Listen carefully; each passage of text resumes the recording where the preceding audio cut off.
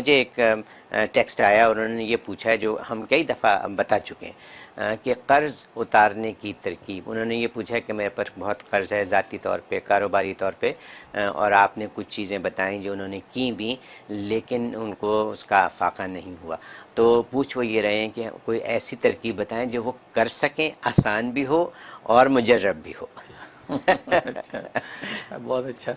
तो उसके लिए आप एक तो ये करें, जब आप खाना खाने के लिए हाथ धोते हैं उस वक्त कर्ज उतरने की नीयत करें। सुन्नत समझ के हम हाथ धोते हैं, तो जब हाथ धोएं तो उस वक्त नीयत कर लें कि या अल्लाह जैसे ये मैल कुचैल मेरे बदन का हाथ का उतर रहा है, या अल्लाह इस तरह मेरा कर्ज भी उतर जाए।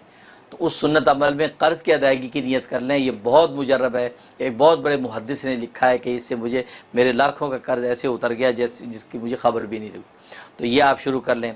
और उसके अलावा या फत्ताहु, हर नमाज के बाद 101 दफ़ा या फत्ताहु पढ़ें, अव्वल आखिर 11 मरतबा दुरूद शरीफ। और ये 71 डेज़ की नीयत से आप शुरू कर लें, इंशाअल्लाह आपका कर्ज बिल्कुल उतर जाएगा। मैं भी दिल से दुआ करता हूँ। बहुत खूब, बहुत शुक्रिया।